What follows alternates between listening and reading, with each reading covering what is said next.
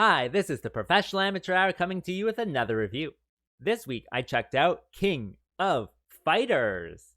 And this 2010 film was directed by Gordon Chan and stars Maggie Q, Ray Park, and Sean Ferris, among others, of course. The story of this film, from my understanding, does not follow the same story as the video game. With this one, they do have like a fighting tournament, but it's held in this other dimension. So they'll put in like these little earpieces and then be transported to this dimension, do their match, and then be transported back. However, one day, the villain of the story steals these artifacts, which gives him almost unlimited power in the other dimension. So now the fighters have to risk their lives going into the other dimension to try to fight this guy to, take back the power and whatnot. However, the thing that can defeat his unlimited power is a sword. So they also have to, search for this sword and whatnot. What will happen though? Well, you have to watch the movie and find out. Alright, so let's discuss this movie. Well, like I said, it is based off of a video game, and does have that video game quality to it where, they go to the video game dimension and do all their fighting there. And I did enjoy all the fights as well. It's definitely video game-esque with, flaming fists and flaming kicks and special moves and throwing fireballs at each other and electricity at each other. It's all quite a bit of fun to see these, kind of animated fights where they're really trying hard. You can tell that they're all well choreographed, so that's definitely good. And it does have that video game-esque quality to it. Unfortunately, it doesn't match up to, the video game story itself. King of Fighters, I never actually played that one. I think there's only really like one or two characters where I could even like tell you that they were King of Fighters.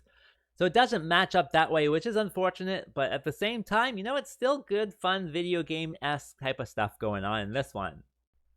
Other than that, I thought all of the characters worked well together. I thought they were interesting and, fine enough to, go along with.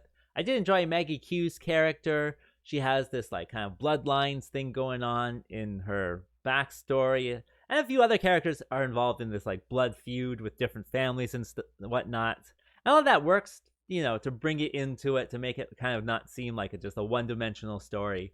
And so, yeah, all of that stuff with the characters and how they interact with each other definitely works. And that brings me to what doesn't work with this film. Well, first thing I gotta talk about is all of the Dutch angles in this one. And that's where they kind of tilt the camera, 45 degrees to the left or 45 degrees to the right. And in this one, they do that so much. It is ridiculously distracting how they do it. Sometimes they're to the left, sometimes they're 45 degrees to the right. And even within like the same scene, they'll like switch it like slanted this way, slanted that way, no slant. It's very kind of distracting how it's all done.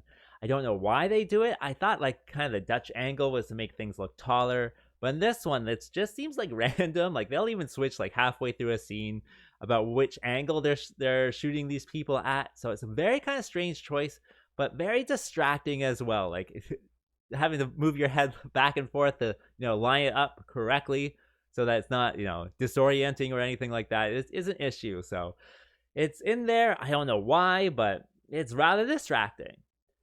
Furthermore, since it is a video game, it should, rely on the video game as its source, but nothing is really done to the video game. Even the character models, like, I was looking them up afterwards, and I couldn't, like, guess what any of these characters were based off of watching the movie. There was one guy with, like, a red vest and a red hat, but he only wears the red vest, and he wears, like, the hat in, like, one or two scenes, so even that doesn't match up. So if you are a fan of, the King of Fighters series, this is probably not going to be for you. You'll probably be very disappointed. If you're just a fan of fighting video games, I think it could be entertaining with that kind of video game quality to it, with going to the other dimension to fight and that type of stuff. It works, but in the context of like a video game, that's not really what the story is about, right? So it's just kind of disappointing that way. Other than that, I would say all of the shooting is fine. It's just that it's all like mostly inside, and the way that they do it is normally like in fighting games, they have like the little animated guys in the background. With this one, they have nothing like that. They even have like a room full of mannequins to watch the fights, and you're just like, why would you set this up? Like, why not just have like extras or whatever in this room, right? And so things like that also kind of take away from it. It gives it a feel where it's just kind of half-assed.